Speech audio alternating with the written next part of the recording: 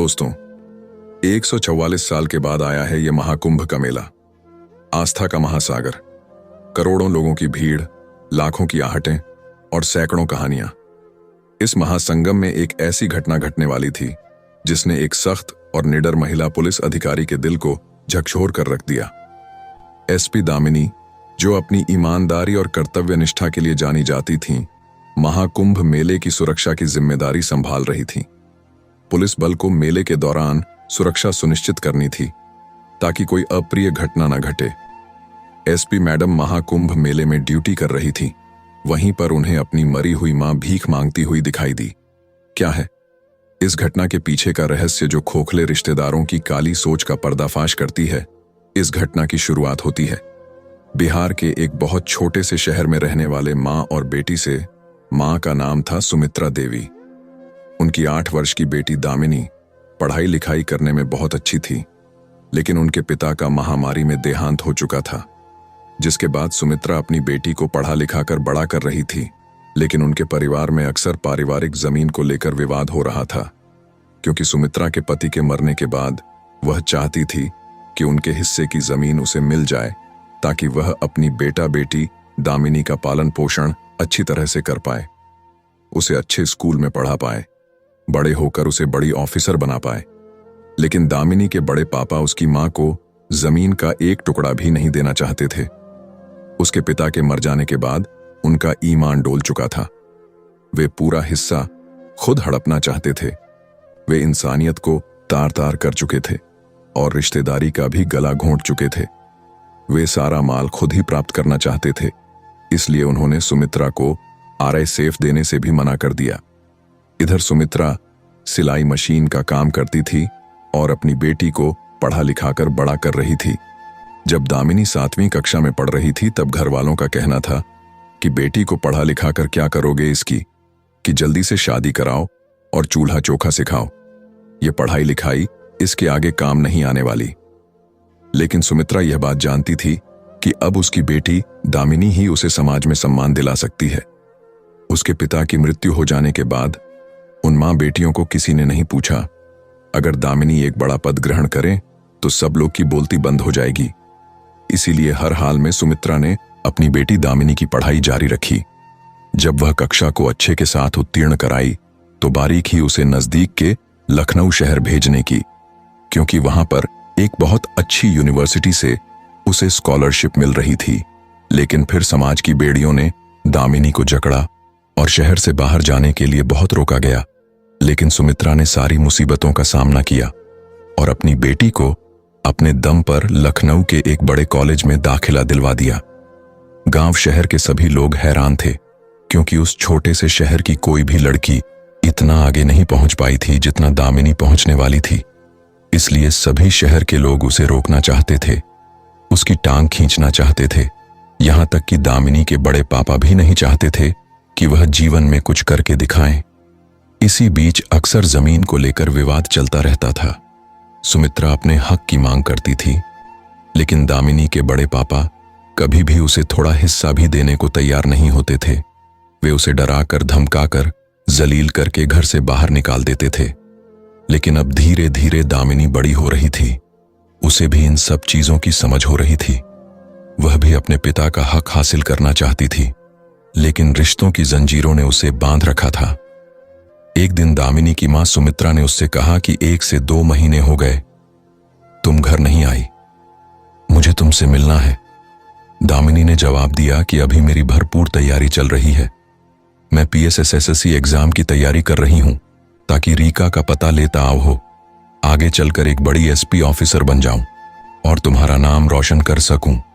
सुमित्रा नहीं चाहती थी अपनी बेटी की पढ़ाई लिखाई में कोई भी दिक्कत हो, इसलिए उसने सोचा कि मैं चुपचाप बस के माध्यम से लखनऊ जाती हूं और अचानक उसे सरप्राइज दे देती हूं। जिसके बाद सुमित्रा ने लखनऊ जाने की एक बस पकड़ी और अपने मन में प्रसन्नता के साथ अपनी बेटी को मिलने के लिए वह बहुत उत्सुक थी, लेकिन उसे इस बात का अंदाजा नहीं था। एक ऐसी घटना उसका इंतजार कर रही है जो इसके बाद उसकी पूरी जिंदगी बदल कर रख देगी। दरअसल सुमित्रा देवी जिस बस में बैठी थी, उस बस के साथ एक बहुत बड़ा हादसा हो गया। उस बस को चलाने वाला ड्राइवर 2-3 दिन से नहीं सोया था और सामने की ओर से एलपीजी गैस से भरा एक ट्रक जा रहा था। बस ड्राइवर को बार बार नींद आ रही थी। वह कई बार अपने पलकें बंद कर चुका था, लेकिन अब उसकी एक गलती सभी बस यात्रियों की भयंकर मृत्यु का कारण बनी। दरअसल जब एलपीजी गैस से भरा ट्रक सड़क पर सामने जा रहा था, उसी समय बस ड्राइव की आंख लग गई और उसने अपनी बस को एलपीजी ट्रक के अंदर भर दिया, जिससे गैस का स्त्राव होने लगा। गैस बाहर निकल रही थी। इसी बीच एक ऐसा धमाका हुआ जिससे सभी लोग चारों खाने चित्त हो गए। तकरीबन आधे से 1 किलोमीटर तक उस भयंकर धमाके की आवाज सुनाई दी। आसपास जो कारें खड़ी थीं वह सब उस धमाके की चपेट में आ गए। उस समय सुमित्रा के साथ उस बस में 45 यात्री मौजूद थे और 20 यात्री उसी समय जलकर मर चुके थे। यहां तक कि सुमित्रा की हालत भी बहुत गंभीर थी। उसका 30% शरीर जल चुका था। अब समय था इस दुर्घटना के बारे में परिजनों के आने का। सरकार हर दुर्घटना ग्रस्त व्यक्ति के परिजन को बुला रही थी, लेकिन किसी के पास भी दामिनी का नंबर नहीं था। यहां तक कि दामिनी तो जानती भी नहीं थी कि सुमित्रा बस के माध्यम से उसे सरप्राइज देने लखनऊ आ रही थी। तभी दामिनी के बड़े पापा को सरकार की ओर से एक फोन गया, जिसमें उन्हें पता चला कि सुमित्रा दुर्घटना वाली बस का ही शिकार हो चुकी है। वह उसमें लखनऊ जा रही थी और उसकी हालत बहुत गंभीर है। जब उसके बड़े पापा का पूरा परिवार सुमित्रा की हालत देखने पहुंचा, तो वहां पर चारों ओर बहुत बुरी और गंभीर स्थिति थी। कई लोगों के बॉडी पार्ट जल चुके थे। कई लोग अपने हाथ पांव खो चुके थे। तकरीबन मरने वालों की संख्या 45 में से 25 हो चुकी थी और सुमित्रा भी एक एम्बुलेंस में घायल अवस्था में मौजूद थी। तब उसके बड़े पापा ने इंसानियत को शर्मसार करने वाली एक ऐसी घटना को अंजाम दिया जिसे सुनकर आपकी आंखों में से भी आंसू आने लगेंगे। दामिनी के बड़े पापा ने यह सोचा कि यह तो आज नहीं तो कल वैसे ही मर जाएगी। अगर किसी तरह इसे बचा लिया गया तो फिर से यह मेरे दरवाजे पर जमीन मांगने आएगी। अगर आज किसी तरह इसे मृत घोषित कर दिया गया तो जिंदगी भर जमीन देने के नाम पर छुटकारा मिल जाएगा। उन्होंने सुमित्रा को देखना तक पसंद नहीं किया और सरकार को यह हवाला दिया कि लोगों में हमारी जान पहचान का कोई भी इंसान नहीं है। वास्तव में चंद पैसों के लालच में उन लोगों ने अपना ईमान बेच दिया था, जिसका फल उन्हें आगे मिलेगा। यह तो आप पूरी वीडियो देखकर ही जान पाएंगे। कुछ दिनों बाद जब दामिनी अपनी मां को मिलने पुनः अपने छोटे से शहर आई, तो उसने देखा कि घर पर तो ताला लगा हुआ है। अपनी मां को इधर उधर ढूंढते ढूंढते जब वह अपने बड़े पापा के घर पहुंची, वहां से उसे जानकारी मिली कि उसकी मां तो मर चुकी है। अचानक से इतना बड़ा झटका दामिनी सहन नहीं कर पाई। उसे समझ नहीं आ रहा था आखिर यह सब कैसे हुआ। उसने अपने रिश्तेदारों से कहा, आप इस घटना के बारे में मुझे उसी समय बता नहीं सकते थे? क्या मैं इतनी पराई हो गई हूं? लेकिन सबका कहना था, हमारे पास तुम्हारा मोबाइल नंबर नहीं है, हम तुम्हें कहां ढूंढते फिरते। अब दुर्घटना को हुए तकरीबन 2 महीने बीत चुके थे। अब सुमित्रा कहां थी, किस हालत में थी, किसी को इस बात का कोई अंदाजा नहीं था। लेकिन दामिनी के बड़े पापा ने उसके मन में यह डाल दिया था कि हम लोग दुर्घटना वाली जगह पर गए थे और हमने देखा कि तुम्हारी मां पूरी तरह से जल चुकी है। वहां पर उसकी डेड बॉडी पड़ी हुई थी। हमने अपनापन दिखाते हुए उसका अंतिम संस्कार किया ताकि तुम्हारी मां की आत्मा को मुक्ति मिल सके। तुम्हें तो हमारा एहसान मानना चाहिए, लेकिन तुम हम पर ही गुस्सा कर रही हो। अब दामिनी थक हार चुकी थी। उसके पास कोई जवाब नहीं था उदास मन से, और उस शहर को हमेशा हमेशा के लिए भुलाकर वह फिर से लखनऊ आ गई। अपनी मां के ख्याल उसे परेशान कर रहे थे। मन में एक विचार आ रहा था कि काश मैं मां के कहने पर उस दिन अपने घर चली जाती तो शायद मां की जान बच जाती, क्योंकि वह खुद मुझसे ही मिलने लखनऊ आ रही थी और उसी बस में दुर्घटना का शिकार हो गई। दामिनी दिन प्रतिदिन डिप्रेशन में जा रही थी। अपनी पढ़ाई लिखाई पर ध्यान नहीं लगा पा रही थी। लेकिन तभी प्रेम के रूप में उसे एक सहारा मिला जो उसके साथ पढ़ाई करता था। प्रेम ने उससे कहा कि तुम्हारी मां बहुत अच्छी थी, बहुत हिम्मत वाली थी। अपने पति के जाने के बाद उन्होंने तुम्हारा अच्छा खासा ख्याल रखा। जहां समाज ने चाहा कि तुम पढ़ाई ना करो, वहां पर तुम्हें पढ़ने के लिए उन्होंने सिलाई का काम किया, अपनी खुशियों को मार दिया। लेकिन तुम्हारी खुशियों को कभी मरने नहीं दिया। खुद फटे हुए कपड़े पहन लिए, लेकिन तुम्हारे लिए नए वस्त्र लाई, उसी को तो माँ कहते हैं। क्या तुम उस माँ का एक सपना पूरा नहीं करोगी? तुम्हारी माँ चाहती थी तुम बड़ी ऑफिसर बनो। आज भले ही तुम अपनी माँ को नहीं देख पाई, अंतिम समय में उनके साथ नहीं रह पाई, लेकिन अगर तुम उनका सपना पूरा करोगी तो आज जहां पर भी वह मौजूद है वह तुम्हें आशीर्वाद जरूर देगी। तुम्हें वर्दी में देखकर बहुत खुश होगी।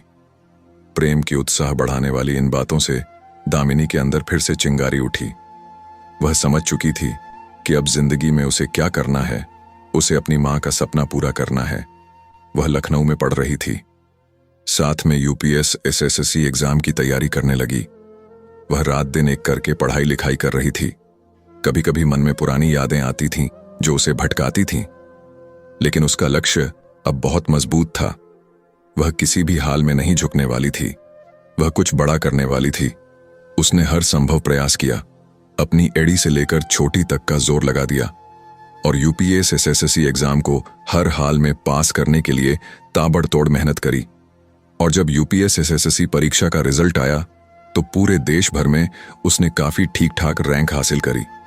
वह मात्र 1 साल से पढ़ाई कर रही थी, फिर भी उसने यूपीएसएससी एग्जाम को पार कर लिया था, जो बड़े बड़े तिस्मार खान भी 3 से 4 साल में नहीं कर पाते। यह उसके दृढ़ निश्चय और जबरदस्त हौसले का ही परिणाम था। अपनी रैंक के आधार पर दामिनी को एसपी पद सौंपा गया।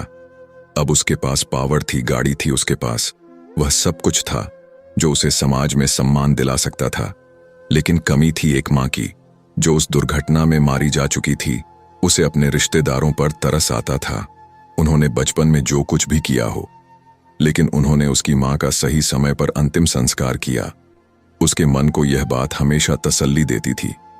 अब उसे लखनऊ में एक क्षेत्र में एएसपी पद पर नियुक्त किया गया था। काफी अच्छा काम वह अपने एरिया में कर रही थी। अपराध को मिटा रही थी और खास तौर पर नारी शक्ति के लिए लड़ रही थी, जिससे पूरे शहर में दामिनी का नाम गूंज रहा था। अब इधर प्रयागराज महाकुंभ शुरू होने वाला था। क्योंकि करोड़ों लोग इस महाकुंभ में शामिल होने वाले थे, तो ड्यूटी पर बहुत सारे पुलिसकर्मियों को बुलाया गया। क्योंकि भीड़ को संभालना था, अपराध को रोकना था, कुछ गलत लोगों का पर्दाफाश करना था, जिसके लिए पूरी दुनिया से काबिल पुलिस वाले बुलाए गए, जिसमें दामिनी का नाम भी शामिल था। लेकिन उसे इस बात का बिल्कुल भी अंदाजा नहीं था कि उसकी जिंदगी बदलने वाली है। इस महाकुंभ में उसके साथ कुछ ऐसा होने वाला है जो उसने सपने में भी नहीं सोचा होगा। आखिर ऐसा क्या होगा दामिनी के साथ, यह तो आप वीडियो अंत तक देखकर ही समझ पाओगे। दामिनी को जब प्रयागराज महाकुंभ में ड्यूटी के लिए भेजा गया तो वो बहुत उत्साहित थी, क्योंकि वह अपने कर्तव्य को, फर्ज को बहुत अच्छी तरह से निभाती थी। साथ ही साथ जब वह महाकुंभ पहुंची तो उसने कई फर्जी बाबाओं का पर्दाफाश किया, क्योंकि एक मछली पूरे तालाब को गंदा कर देती है। दामिनी नहीं चाहती थी एक गलत साधु की वजह से लोग बाकी साधुओं पर भी विश्वास करना बंद कर दें। इसीलिए सबसे पहले उसने फर्जी बाबाओं का भंडा फोड़ दिया और भीड़ की व्यवस्था को सुचारू रूप से चलाया। तकरीबन 1 सप्ताह तक वह अपनी ड्यूटी अदा कर चुकी थी। एक दिन जब वह महाकुंभ में ड्यूटी कर रही थी, तभी उसे एक महिला बूढ़ी भीख मांगते हुए दिखाई दी। दामिनी को समझ नहीं आ रहा था कि आखिर यह कौन है, लेकिन उसे देखकर पता नहीं क्यों अपनापन सा महसूस हो रहा था। उस बूढ़ी औरत का आधा चेहरा जला हुआ था। उसका शरीर बहुत दुबला पतला था, मानो कई दिनों से कुछ भी नहीं खाया हो। तब दामिनी को उसकी स्थिति पर दया आ गई और सोचने लगी कि मैं इसकी कुछ मदद कर देती हूं। दामिनी ने अपने पर्स में से पैसे निकाले और उस बूढ़ी औरत से कहा कि अम्मा लो, यह पैसे अपने पास रख लो। लेकिन जैसे ही उस बूढ़ी औरत की नजर दामिनी पर पड़ी, वह बिलक बिलक कर रोने लगी और कहने लगी, मेरी बच्ची, मैं तुम्हारी मां सुमित्रा हूं। क्या तुमने मुझे पहचाना नहीं? मैं सालों से तुम्हें ढूंढ रही हूं। आखिर तुम कहां चली गई थी? मैंने तुम्हारा पता लगाने की बहुत कोशिश की। यह बात सुनकर दामिनी कुछ देर के लिए हैरत अंगेज रह गई। उसके हाथ पांव कांप रहे थे, उसके रोंगटे खड़े हो गए थे। तभी उसने महसूस किया कि वह बूढ़ी औरत कोई और नहीं बल्कि उसकी मां सुमित्रा है। उसके होश उड़ गए। अपनी मां को महाकुंभ मेले में जीवित देखकर, भिखारन की तरह भीख मांगते देखकर उसके हाथ कांप रहे थे। लेकिन उसकी मां तो मर चुकी थी। आखिर वह इस महाकुंभ में जीवित कैसे थी? यह सवाल उसके दिमाग में गूंज रहा था। सबसे पहले उसने अपनी मां को गले से लगाया और कहा, मां, तुम जिंदा हो। मैंने तो सुना था तुम बस हादसे में मर गई। मैं तब से तुम्हें मृत मान रही थी। मुझे इस बात का बिल्कुल भी अंदाज नहीं था कि तुम जिंदा हो। मुझे माफ कर दो। उसने अपनी मां को गले से लगाया और कोने में बैठाकर पानी पिलाया। अपनी मां की ऐसी स्थिति देखकर उसे बहुत दया आई, लेकिन कुछ देर बाद उसकी मां ने जो सच्चाई दामिनी को बताई, उसे सुनकर आपके भी पसीने छूट जाएंगे। सुमित्रा ने बताया, उस दिन मैं लखनऊ जाने वाली बस में तुमसे मिलने आ रही थी, लेकिन अचानक बीच रास्ते में हमारी बस एक एलपीजी गैस वाले ट्रक के साथ टकरा गई और भयंकर अग्नि विस्फोट हो गया, जिसमें कई लोग मर गए। मैं भी 40% तक जल चुकी थी और मेरी हालत बहुत गंभीर थी। रिश्तेदारों को भी बुलाया गया, तुम्हारे बड़े पापा को भी बुलाया गया, लेकिन उन्होंने मेरी तरफ देखा तक नहीं और यह बयान दे दिया कि मेरा तो यहाँ कोई भी नहीं है। जिसके बाद मुझे लावारिस मानकर सरकार ने एक सरकारी अस्पताल में मेरा इलाज करवाया। तकरीबन 1 माह के पश्चात में सही हुई, लेकिन मैं उस समय किस अस्पताल में थी, किस शहर में थी, मुझे बिल्कुल भी अंदाजा नहीं था। साथ ही साथ उस हादसे में मेरे सर पर गंभीर चोट आई थी, जिस वजह से मैं अपनी याददाश्त भी खो चुकी थी।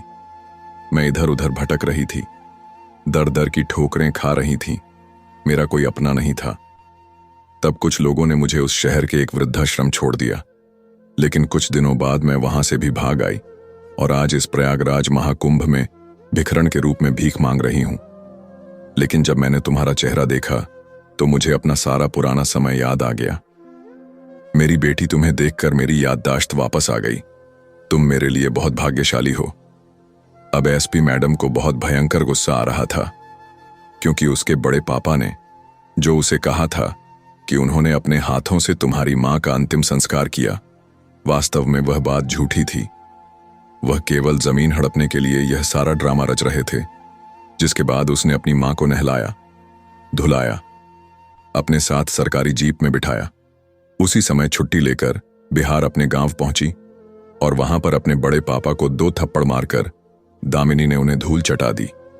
अपनी मां को सामने पेश किया और कहा कि तुम तो कह रहे थे कि मेरी मां मर चुकी है, हमने खुद उसका अंतिम संस्कार किया है, तो यह औरत कौन है? जब सभी लोगों ने सुमित्रा को सही सलामत देखा तो उनके भी रोंगटे खड़े हो गए, क्योंकि उन्हें अंदाजा नहीं था कि सुमित्रा बच जाएगी। लेकिन जागो राखे साइयां मार सके ना, कोई यह कहावत यहां पर सत्य होती नजर आ रही थी। जिसके बाद सबके सामने यह सच्चाई आई कि दामिनी के बड़े पापा जमीन हड़पना चाहते थे। जमीन का एक भी कतरा सुमित्रा को ना देना पड़े, इसलिए उन्होंने यह घटिया चाल चली थी, जो वास्तव में इंसानियत को शर्मसार करने वाली थी। जिसके बाद दामिनी ने हिम्मत नहीं हारी और अपनी मां को उसका हक दिलाने के लिए लखनऊ का सबसे बड़ा वकील किया। उसके पास पावर था, एसपी का पद था। उसने अपने बलबूते पर केस जीता और 50 लाख की संपत्ति उसके बड़े पापा को मजबूरन उसकी मां को देनी पड़ी, जो उनके बुढ़ापे का सहारा बनी और एक बार फिर से उनके अच्छे दिन आ गए। इस पूरी घटना को लेकर आप क्या विचार रखते हैं? दोस्तों, आपको ये कहानी कैसी लगी? कहानी पसंद आई तो इसे लाइक कीजिए और अपने प्यारे दोस्तों के साथ शेयर कीजिए। और हाँ, अगर अभी तक आपने हमारे चैनल को सब्सक्राइब नहीं किया तो जरूर सब्सक्राइब कीजिए। मिलती हूं कल एक और नई दिलचस्प कहानी के साथ। तब तक के लिए धन्यवाद।